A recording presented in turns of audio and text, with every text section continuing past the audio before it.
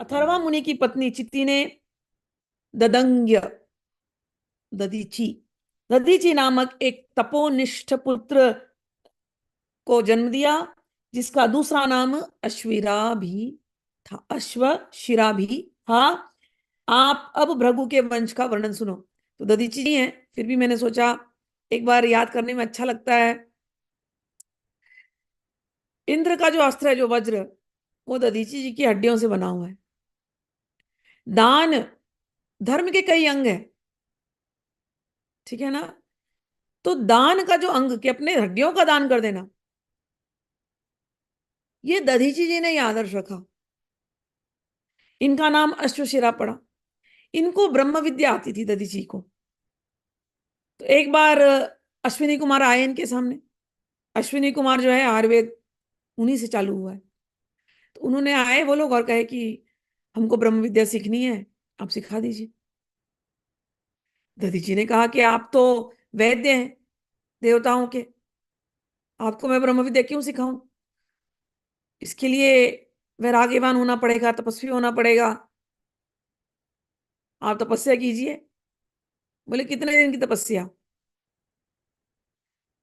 बोले 100 साल की तपस्या कीजिए, जाइए वेदों की तपस्या कीजिए, अग्नि की तपस्या कीजिए, वेद का पाठ पठन कीजिए वेद में। और फिर वो करने के बाद जब आप आएंगे उस लायक हो जाएंगे, मैं आपको दे दूंगा ब्रह्म विद्या। तो अश्विनी कुमार चले गए तपस्या करने।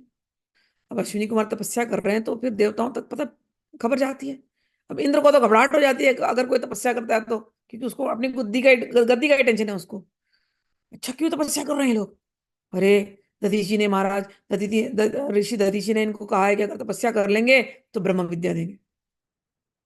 इंद्र बोला ऐसा? इंद्र उतर क्या है दधीची के आश्रम में। बोले आप अश्विनी कुमारों को, जो हमारे वैद्य हैं, आप उनको आप ब्रह्म विद्या देने वाले हो? हमें नहीं दोगे आप हमें दो। अब ये सोचे दधीची जी कि ये तो देवताओं के राजा हैं, इनको कैसे मना करूं, क्योंकि हैं तो बड़े भोगी ये लोग।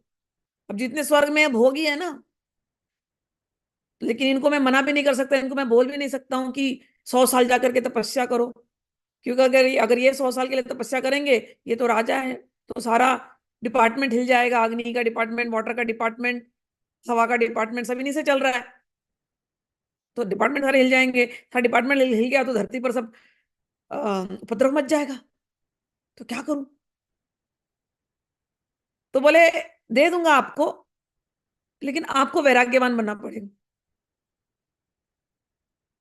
इंद्र ने बोला अच्छा, वो कैसे बनते हैं जरा बताओ।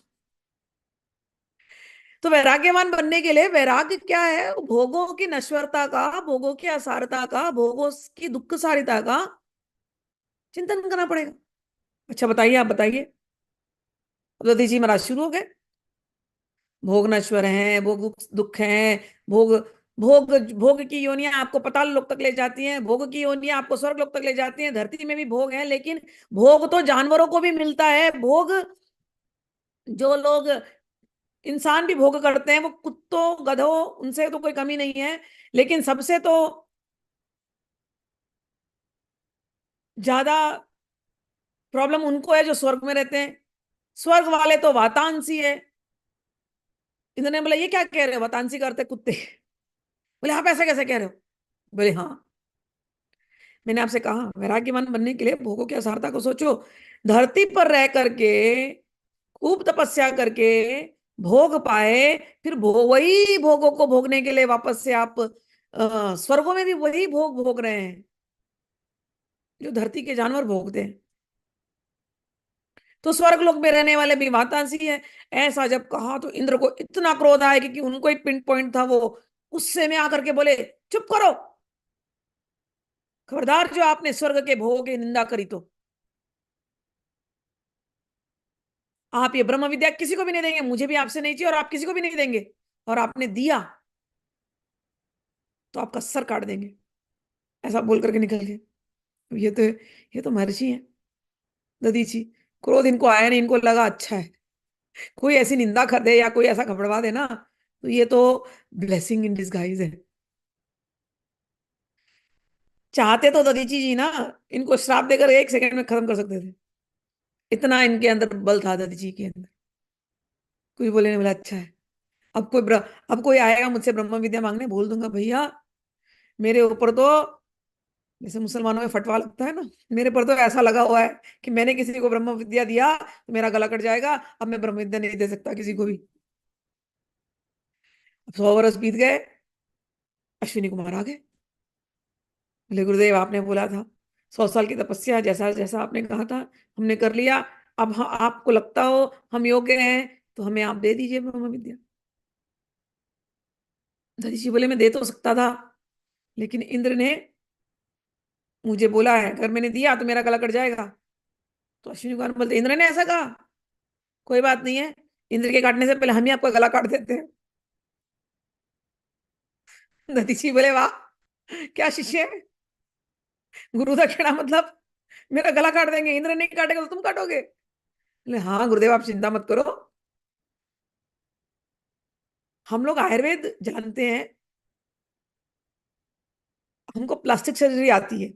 जो अभी होती है ना, हम लोग काट कुट के नया बना देते हैं। आप लोग देखते हैं ना फिल्मों के एक्टर्स लोग अपना कैसा चेहरा बदल देते हैं, सब नाक वाक एकदम अलग हो जाती है, होठ वोट सब अलग हो जाता है।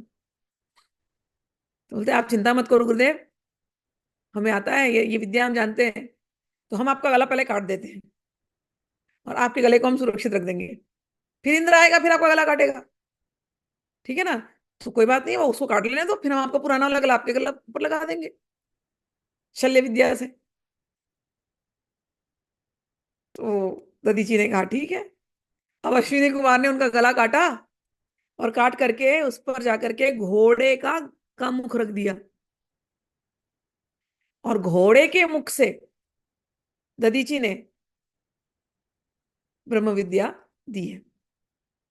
तो इसीलिए यहां पर लिखा गया ना कि दधीची का एक नाम अश्वशिरा है, कि अश्व का जो सिर जिनका है वो दधीची जी। तो उस अश्व के सिर से उन्होंने पूरा ब्रह्म विद्या का ज्ञान दिया।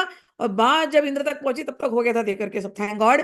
तब तक इंद्र आए क्रोध में और आकर के तुरंत बोला घोड़े के मुख से देते हो, तुरंत काट दिया। फिर से ब्लेसिंग इन डिस्गाइज, काटा घोड़े का मुख गया। अश्विनी कुमारों ने पहला वाला अपना दधीची का मुख लाया और ला करके उनको फिर से लगा करके अपने गुरुदेव को दक्षिणा दे करके निकल पड़े। दधीची ने खूब तपस्या करी, खूब तपस्या करी, और उनके मन में अभी भी इंद्र के लिए कोई क्रोध नहीं था। ऐसे महान थे दधीची कि एक बार इंद्र को वृतासुर ने परेशान किया, तो वृतासुर से जीतने के लिए युद्ध में दधीची के पास फिर से इंद्र आए। और इंद्र ने, क्योंकि उनको यह था कि सबसे बड़े तपस्वी का यदि हड्डी मिल जाए और उसके अस्त्रों से वृतासुर को हराया जा सकता है, तो दधीची के पास आए और कहा कि मुझे आपकी हड्डियां चाहिए। और दधीची ने कोई पुराना बैर रखा नहीं कि इतने बड़े कार्य के लिए देवता रहेंगे तो सब कुछ सही रहेगा, तो मैं अपनी हड्डी दे दूंगा। लेकिन हे इंद्र, मेरी एक इच्छा थी कि मैं सभी तीर्थों की यात्रा कर लूं, तुम यदि रुक जाओ तो मैं तीर्थों में स्नान करके आकर के और पवित्र होकर के वो हड्डियां दे दूं आपको। इंद्र ने कहा आप यहाँ वहां जाएंगे तब तक तो विदासुर तो तहलका मचा देगा। एक काम करता हूँ, मैं ही सारे तीर्थों को यहाँ ले आता हूँ आपके लिए। और सारे तीर्थों के जल का आह्वान किया गया। जिस जगह में आह्वान किया गया नैमिषारण्य में, वो एक कुंड बना, उसी को कहते हैं दधीची कुंड। अभी भी कोई नैमिषारण्य जाए तो दधीची कुंड में स्नान करके आ सकते हो। फिर दधीची ने स्नान किया है और अपनी हड्डियां दी है। उसी हड्डियों से इंद्र का वज्र बना है, जिससे उसने फिर असुरों पर विजय पाई है। ऐसे महान ऋषि के हम अंश हैं, समझ लो।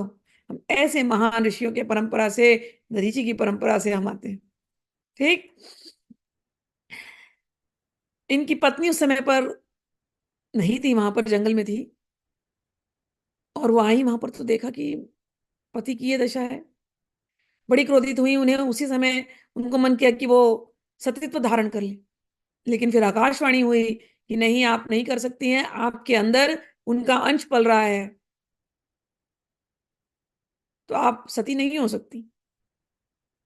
तो उनकी पत्नी फिर वहां से गोमती के यहाँ गई, गोमती के यहाँ कुछ दिन रही, और फिर एक पीपल के वृक्ष के नीचे उन्होंने अपना पेट काट करके, उस जमाने की सी सेक्शन थी ये, हमारे कहते हैं ना सिजेरियन, पेट काट करके बच्चा निकालना, तो उन्होंने अपने पेट को काट करके उसमें से पुत्र को निकाला है, और वो पुत्र को पीपल के नीचे रखा, और वन के सारे सभी देवताओं को, वन के जानवरों को, वन को कहा कि ये तुम्हारा पुत्र है, इसकी तुम रक्षा करना, मैं अब नहीं रहना चाहती, मैं सतीत्व धारण करना चाहती हूँ। और उन्होंने फिर अपने वो सती हो गई।